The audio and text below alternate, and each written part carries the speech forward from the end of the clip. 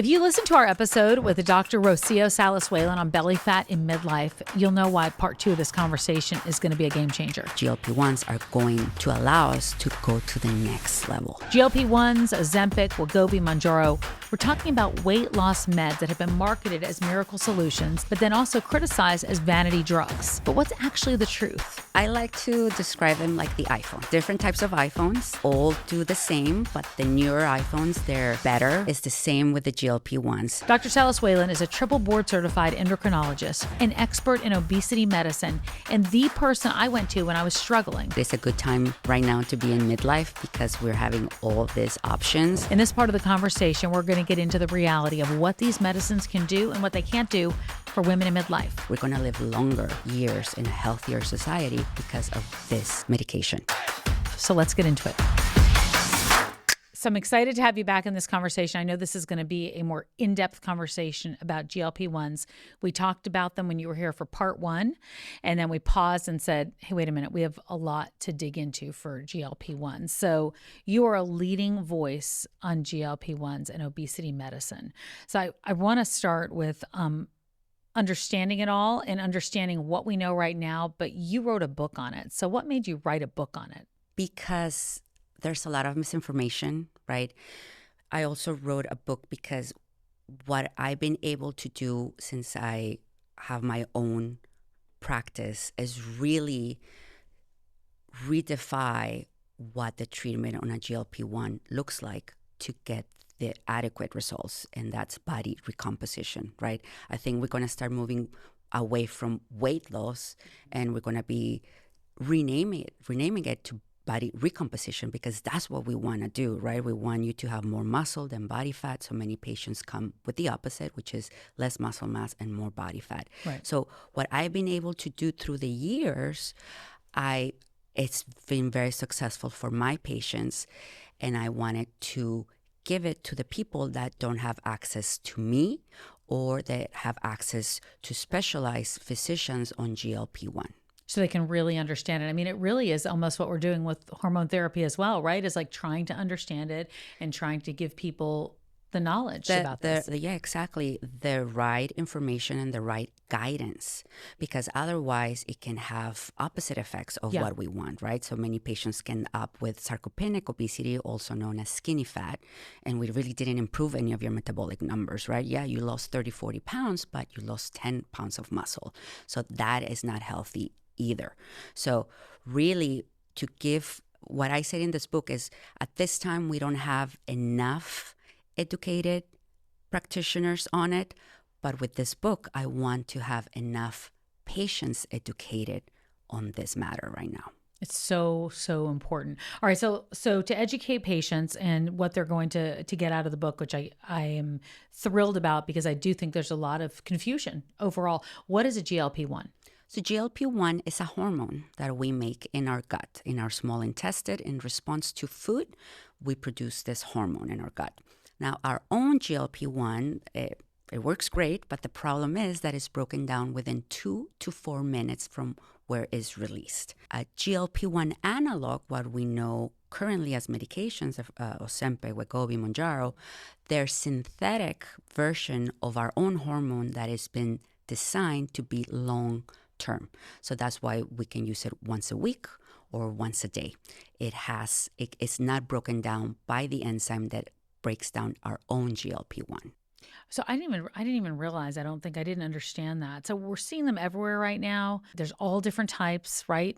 All different measurements of them, all different ways to take them. I guess maybe not different ways. Well, I guess so. I guess there's drops and there's shots and there's all sorts of things. I like to describe them like the iPhone, right? Okay. We have different types of iPhones that they all do the same, but the newer iPhones, they're better, improve. Okay, I like right? that description. Have more different apps, more things that you can do. So it's the same with the GLP-1s, right? We used to have the iPhone 10, which could be the initial GLP-1 that was twice a day, every day. And then the iPhone 12 came, and we had the GLP-1 that is once a day. Then the iPhone 14 came out, and that's Ozempic, that you can use it once a week. And now we have the iPhone 16, which is tirzepatide, Wegovy, Zepbound, and Mounjaro. And then next year is coming the iPhone 17, which will be retatrutide, the new GLP-1, right? So every cycle, they just come better and safer. Okay. So what do they actually do in the body?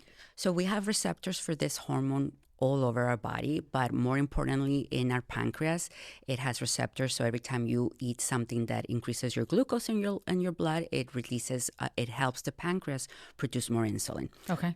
But this response is glucose dependent, meaning your glucose level has to be elevated above normal to have an effect in your pancreas. But if you don't have diabetes or your glucose is constantly normal, it's not going to touch your pancreas, so they don't cause hypoglycemia. In our gut, we have receptors for this hormone, and what they do is they help increase satiety hormones, so the hormones that makes you feel fuller. And then in between meals, it suppresses your hunger hormones. So that's why patients eat smaller portions of food through longer periods of the day. In our brain, in the amygdala, in the hedonistic eating area of our brain, we also have receptors for them. And what they do is they block the reward response, either from food or alcohol.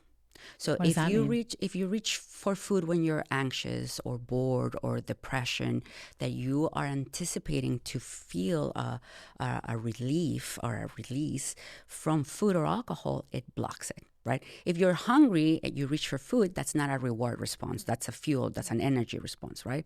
But if you're eating even when you're not, when you're already full, for other sort of response, that's where it blocks it out. So at the beginning, when you start taking this medication, the behavior may still be there. So you go for it, you reach for it, but you don't have that reward response anymore. So the like, behavior, what's the point? So you stop reaching. So you see it and you're like, well, it's not giving you back that, so your behavior changes. And you learn to do it without feeling like I'm deprived or I want to sneak in there and go get something again. You still eat, and when you eat, you enjoy your food, but Right. then you get satisfied with a smaller portion, and then it's out of your mind. Is it just for weight loss, or is there more to it right now that we're learning about? For the first time, we're having masses of a population use a drug, Sure. right? So we're going to start seeing more and more feedback from people coming back with the medication, but we're seeing that also has an anti-inflammatory effect, right? So I would say patients start to feel better even before any significant weight loss starts to happen. Feel better just They about say their body? that they feel, yeah, exactly. They Okay. feel less inflammation, Got their it. joints hurt less, they're sleeping better. Wow. And I really think it's, one, it has some anti-inflammatory property, direct anti-inflammatory property. Also, by decreasing your visceral fat, you're decreasing inflammation. Sure. But what happens really quickly is that our consumption of food decreases dramatically, right? So if we're consuming processed food, ultra-processed food, excess of sugar or excess of salt, all of that is pro-inflammatory substances. Of course. If you start decreasing by half that, you're immediately going to feel better. Incredible. Well, because I know there's question about it. I know there's been a lot of study about it leading up to this. Can we go back to what GLP-1s were originally used for? Because for years and years, right? 20 plus years? It's a great story that I love telling. Okay. So the first GLP-1 isolated in human was in Harvard by researchers in the 1980s. But again, as I mentioned, our own GLP-1 breaks down within 2 to 4 minutes. So nothing could be done with it. In 1992, about 10 years later, an endocrinologist and researcher at the VA hospital, the Veteran Hospital in the Bronx, Dr. John Eng, isolated the first GLP-1 outside a human body. And it was in a lizard, the Gila monster. What he saw that this lizard did in the venom, when he attacked a prey, it gave it pancreatitis. So him being a researcher in diabetes and endocrinology, he wanted to know what in the venom can affect the pancreas of the prey. And it was a very similar molecule to our own GLP-1. But the difference too is that GLP-1 couldn't be broken down by the same enzyme that broke down the human one. So it could be a long-acting GLP-1. And that's where the first GLP-1, exenatine, was approved in 2005, about 9 years later, and it was approved for type 2 diabetes. And another interesting part of the story is that when he discovered this, he took it to the Veterans Hospital, Mount Sinai at the Bronx, to patent it. The VA said, we're not interested. So he had to mortgage his house to patent them himself. Oh my gosh. He took it to an endocrine society conference in the hopes that a pharmaceutical will be interested. And Amlin, a pharmaceutical, saw it, came to him, and purchased the patent. So can you imagine? That is fascinating. Can you imagine Mount Sinai, the VA hospital, having turned down that patent that didn't believe on it, and that is revolutionizing our life and the way that we're going to live? We're going to live longer years in a healthier society because of this medication. That is fascinating. It is Your fascinating. eyes lit up when you were telling the story because it It's really just is so fascinating that it is fascinating. he saw it, he believed on it, and they didn't believe on it, and he never wanted the fame. Yeah. Well, he never wanted the fame. So, and to the point that we don't hear about him. No, right? not at all. But thanks to you, we do. And yeah, because I met him when I was doing my residency. Oh, you did? I was going to ask if you knew him. He was presenting about this medication, and I was so impressed that there was a new drug that he founded and that it helped patients with diabetes. Because at that point, all the medications that we have for diabetes cause weight gain on the patient. Okay. We never had a drug that would also lower their glucose and make them lose weight. Okay. So we had to almost pick, right? With the first time, patients were also losing weight and their glucose was improved. So it was mind-blowing, right? So in 2005, it was approved for type 2 diabetes. And then in 2010 came the once a day version, which was Victoza. Then and what was that for in 2010? Also type 2 diabetes. Okay. And it was not until 2012 that we got the first FDA approval for weight loss, independent of diabetes. So independent of diabetes. And so what was that? Diabetes. What was that product? Saxenda. It was the same as Victoza. Liraglutide is the name of the drug, and it was by Novo Nordisk. Basically, they're the same drug. It's easier to get it approved back then for type 2 diabetes than for obesity. So they will go for the type 2 diabetes approval and then show studies that it also helps with weight loss, rename it, rebrand it, and then get it approved for weight loss.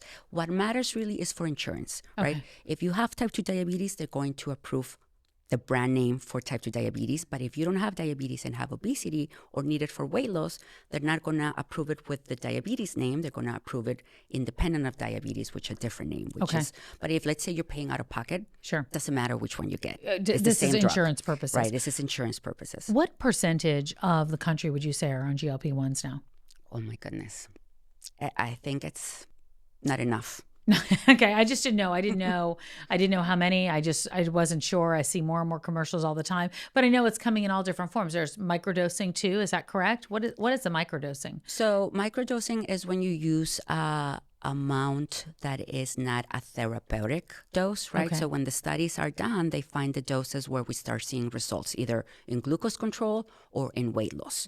And then they move up to see more weight loss, more glucose control. But the first dose is at the minimum where we start seeing some sort of effect. Microdosing is a dose lower than the first therapeutic dose, right? Really, microdosing, I see its use in the maintenance part. Once a patient has reached their goal in weight, and then we start backing off on the doses, and some patients can benefit from a lower dose than the initial dose for long-term maintenance. Okay. But to really get the results that we're looking, you really need the therapeutic doses. Okay. Because I feel like some of these words are thrown around and they can be confusing. Well, many people are saying, I don't need to lose weight. Yeah. I'm going to microdose to get the anti-inflammatory effect, right? Or to get other positive effects. Is that a thing? Well, when somebody tells me I don't need to lose weight, I need to see your body composition. Okay. Number one, right? If you have high muscle mass, low visceral fat, then that tells me that you have a very good diet, that you're eating lean animal protein, that you're strength training, that you're not consuming so much pro-inflammatory food, sugar, right? Starches, grains, salt, Tamsen. alcohol. Okay. Then I'm going to say, you're already getting all the benefits Okay. that you can potentially get from the drug. Okay. Right? But if somebody says, I don't need to lose weight, but then you put them in a body composition machine and maybe their weight seem normal because they have very low muscle mass and high visceral fat, then you do need to lose weight. Yep. You need to lose visceral fat. Yep. Okay. If you don't feel like you're the kind of person that wants to inject themselves, you're afraid to do that, there are other ways to take GLP-1s? So we have oral GLP-1. Okay. We have oral semaglutide, which is the same as Ozempic. It's called Rybelsus, and that was approved in 2019. All right. Now, the current indication that we have for the oral drug is type 2 diabetes, right? But many times we use them off-label when they came approved for type 2 diabetes, off-label for weight loss while we got the FDA approval. The problem with the oral medication is that at the doses that we have currently, we don't see significant weight loss. We see good glucose control, but we don't see weight loss. And the side effects are worse than the injectable for many patients. Oh, wow. So what are the side effects? More nausea, right? More vomiting. So to go up at higher doses where we could see potentially weight loss, patients need to really tolerate. Now, this past week, recently, the FDA accepted the application from Novo Nordisk for the oral version at much higher doses. Just to give you an example, right now, the oral dose, max dose, is 14 milligrams for type 2 diabetes. They're coming with a 25 milligram and a 50 milligram. Wow. So there we start seeing more comparable weight loss than the injectable, but we're going to have to wait and see if it's going to be tolerable to patients. Is there a right and wrong way to take them? Like, is there a right foods to eat if you're taking GLP-1s? Or, I mean, if we're, obviously regular, if you're eating something greasy or eating something fat, is that a problem? Yeah. And you have to, I don't know, do you have to have different habits if you're Definitely. I mean, this is not an easy way out. This is not, I'm taking the drug, I can do whatever I want, because then you're not going to have the right results and it's going to be hard to tolerate. So fatty food, processed food, fried food can give you diarrhea in any of the versions that we have. So any of the iPhones that we have in GLP-1s, you can have diarrhea. Now, with the older versions, we have more side effects. So with semaglutide, which is Ozempic and Wegovy, we see more nausea, more vomiting. And with the newer versions, as I explained, they're safer, there's less side effects. So we see much less of that. But you do have to modify what you're eating. Otherwise, what you're going to lose is muscle. Right? Because you're just losing weight at this point. Exactly, because you're decreasing your caloric intake and you're just going to be losing fat, water, and muscle. So you're going to become dehydrated and sarcopenic, right? So that's not a healthy way either. So you do need to increase your protein intake, lean animal protein intake. Start doing some whey protein shakes for supplementing, not to replace your meals, but to supplement, to not lose muscle and to get the right results. There's a lot of criticism about them being vanity drugs. And obviously there's people that might not need them that are taking them and say, like, oh, this is the fast and easy way to do it. What do you say to that? And are there other side effects to be aware of? So that's the problem with society that we have right now, is that we see weight loss as something cosmetic, right? As to fit in a dress, as for something social, or we associate thinness with health, right? Right.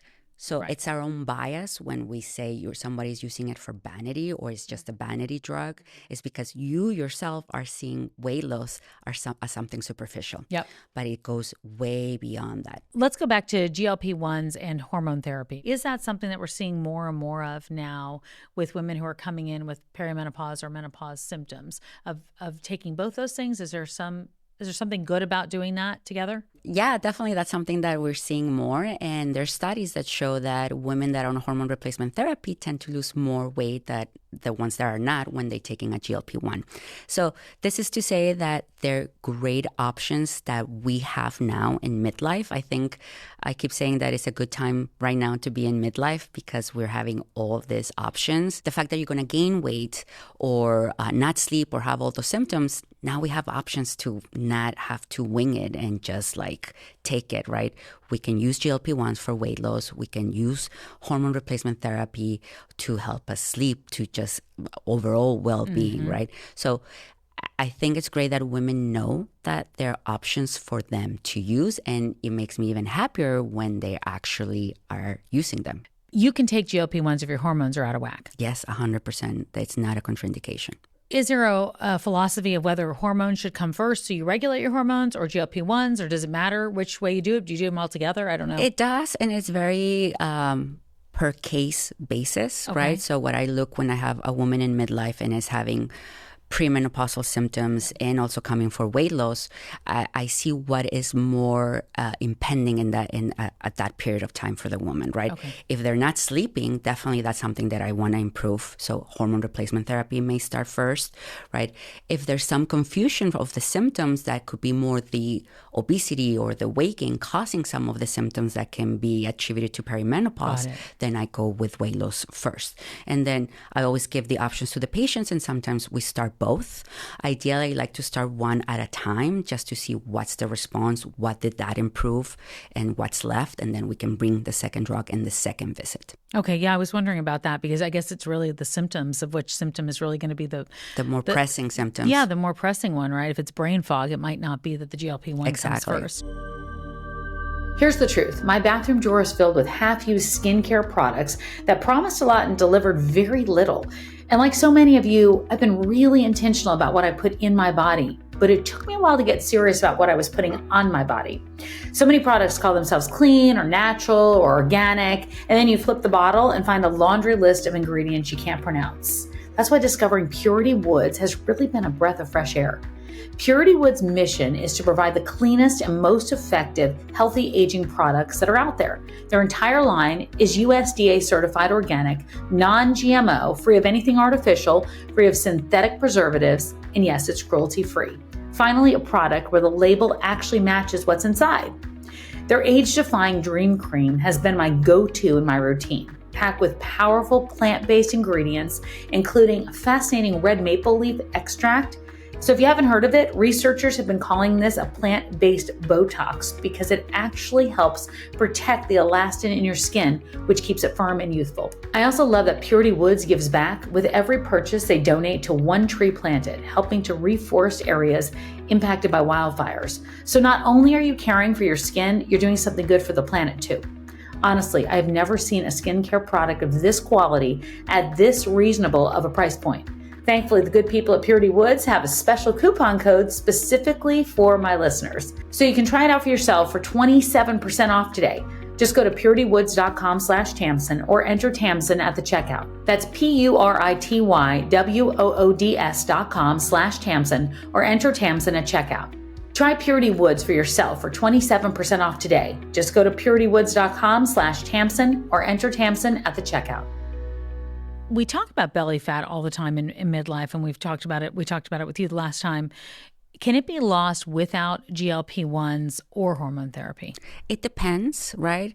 So it depends the level of body fat that you have. It depends on the history of you and your weight. So if I have somebody who struggled with weight since childhood, right, battling obesity through their life, then most likely they can benefit from a GLP-1 and they will be hard to lose it on their own because I'm sure they've tried all their life to do it and it didn't work or it's not working. But if it's a different case, if somebody after pregnancy, they hit midlife, they never struggle with weight, there's no obesity in their family, then they may be able to lose it without the medication. So it depends a lot on every individual history of their weight.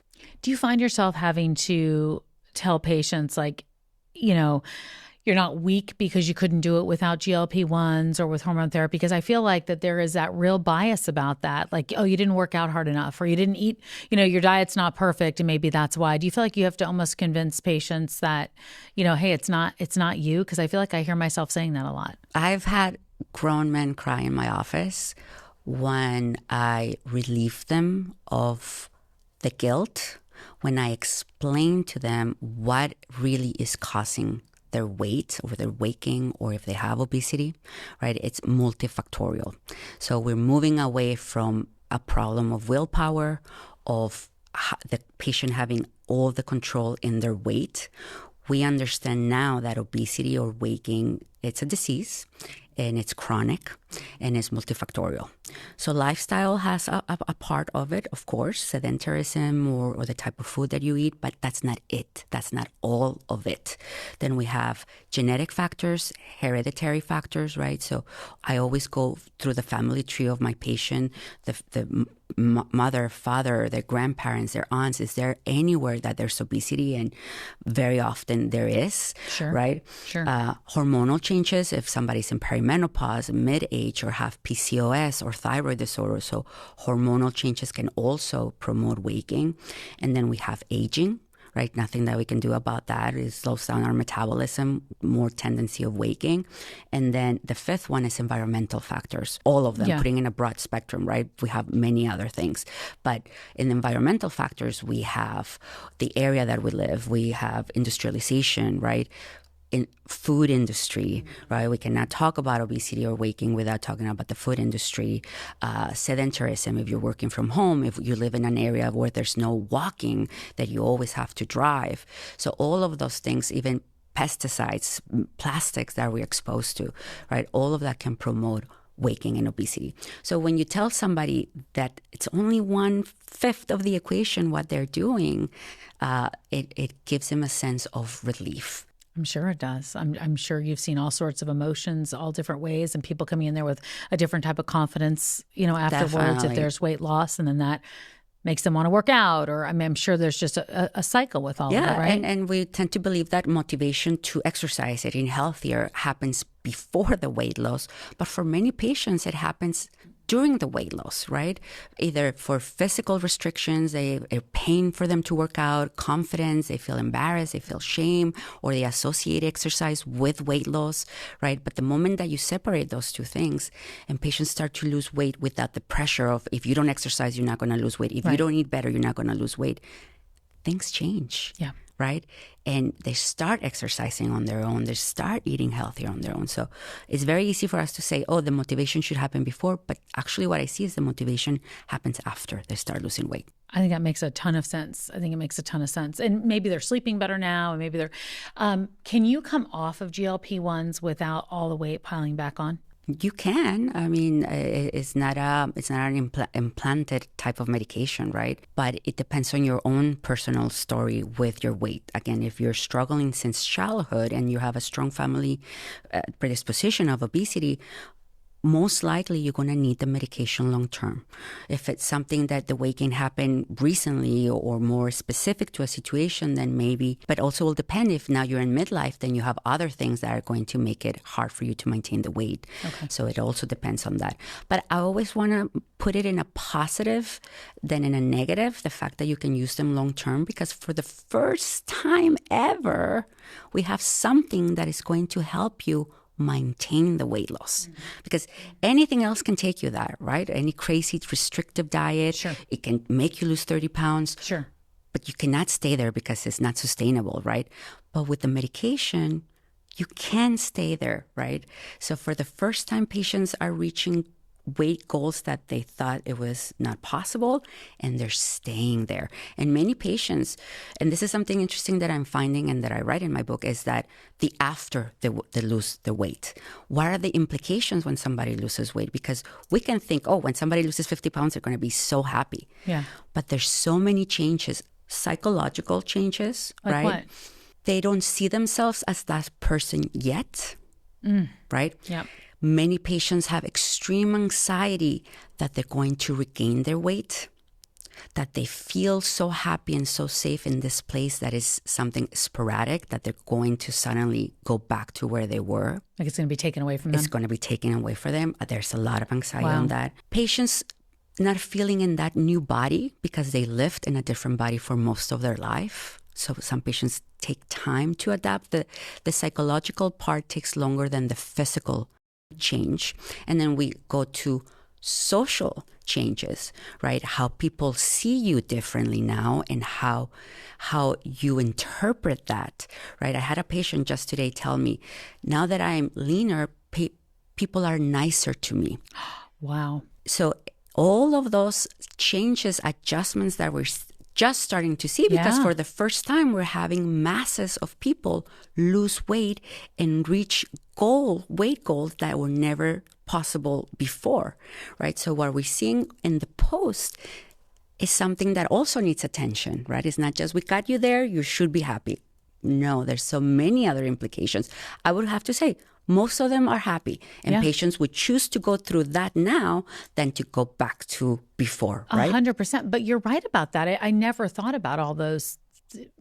It's a different person in a lot of ways, depending on what the weight loss was. We're not talking about 5 or 10 pounds. And then we're also talking about physical adjustments, like excess skin, right? So many of my patients have to go and do skin removal surgery, right? For cosmetic reasons, for confidence reasons, and also because excess fold skins can promote infection, right? So also it can be detrimental to health, and you're carrying excess weight that should not be there anymore, right? So there's a lot of changes. Again, I don't want to scare patients from this. No, not at all. Most of them, all of them are positive, but there will be adjustments that with the right doctor will help you also go through them. You shouldn't feel like you don't know what to do at that point and you're by yourself. Right. Are there other side effects from them? Is hair loss a side effect? Or there's some different side effects that people should be aware of? The common side effects could be nausea, right? And if you overeat your fullness, like if somebody who's used to binging and don't know how to stop themselves at the beginning, the behavior is still there. So it takes time for them to adjust. There can be vomiting if you overeat your fullness. We talk also about diarrhea with certain fatty food or fried food. Those are the common and not too bad side effects. And then we go to the serious side effects, which could be pancreatitis. So that's an inflammation of the pancreas. I've never seen this in somebody who has no diabetes because it doesn't, in theory, touch the pancreas if you don't have diabetes, right? Okay. And then we have muscle loss, but this is not a direct effect of the drug. The GLP-1 analog, the hormone, is not going and attacking your muscle and destroying it, right? It's the decrease in caloric intake, and then we decrease our protein intake. When we go in any caloric restriction, the first thing we cut is protein because it's what fills us the most, and we want to have room to have what we want to eat because we're eating less. That's the psychological part of it. So we're going to have muscle loss because of the decrease in protein. If you're having muscle loss because you're not eating enough protein, you're going to have hair loss because we need protein to make collagen and elastin. Okay. Right? So if you're losing hair, you're losing muscle. And if you're losing muscle, then your hair loss is from the same reason. We need to increase your protein intake, and that usually solves the problem. And that's why we try to avoid rapid weight loss. Rapid weight loss means muscle loss. So how much are you usually losing depending on, what is it, you go by the weeks or the months, or what do you go by? So in a week, you can lose half a pound to a pound that is healthy, and that could be purely body fat. If you're losing more than that per week, you're also losing muscle. Okay. Oh, more than a pound. More than a pound per week, you're losing muscle. What do you think the future looks like for GLP-1s? I know when the book comes out, people are going to really be educated on it, be able to take that book into a doctor and say, here's what I know, which is my hope for you, because it sounds like that's where that's going. I'm going to give my predictions because you heard it first for me. I think we're going to change the way we practice medicine because GLP-1s. I think we've built medical specialties on the complications of obesity because that's what we had at that time to treat. We had the medications to treat type 2 diabetes, hypertension, high cholesterol, osteoarthritis. We didn't have anything to treat the main problem, which was the excess in body fat, right? So now we can do preventive medicine. We're going to prevent all these chronic complications. So I predict that we're going to have less type 2 diabetes. And this is going to be in the future generations. So it's going to take 2 to 3 generations for us to see this. But we're going to have less chronic disease. We're going to live longer. We're going to have less incidence of certain types of cancer that are increased risk from obesity: breast cancer, colon cancer, prostate, stomach. Our military is going to be healthier. 3 out of 5 in the military are overweight or have obesity. Wow, I didn't know that. Sounds big, but our health is going to be, it can be our Achilles tendon, or it can be our superpower. Right. And I feel GLP-1s are going to allow us to go to the next level, right? I'm seeing more and more people want to weight train, concentrate on muscle, wants to feel strong. Why? Because now they can. Now that they relieve the fat loss, that we know that something works for fat loss, now they can concentrate on feeling strong and building muscle, right? So we are going to be able to get to the next level as a society when we decrease obesity in our country. In our world. You have to be seeing such change come in and out of your office now, really on all different levels. Where can people find you? My social media is Dr. Salas-Whalen. My webpage is New York Endocrinology. My office is here in New York, but I do telemedicine, and that's where they can find me. And then my book is coming December 30th. And again, it's going to be pretty much everything I do in my office translated in a book. So if people cannot get to you, you're going to get to them somehow. Exactly. Thank you so much for the time. I really, really appreciate it. Thank you. I hope this episode cleared some things up for you or made you think differently. You can pre-order Dr. Salas-Whalen's new book. It is out soon, and it goes even deeper into everything we talked about today. If you haven't already, make sure and follow the show on socials at The Tamsen Show, and please leave a review. We are figuring this out together, one conversation at a time, and I'm so glad you're here for it. I'll see you next week.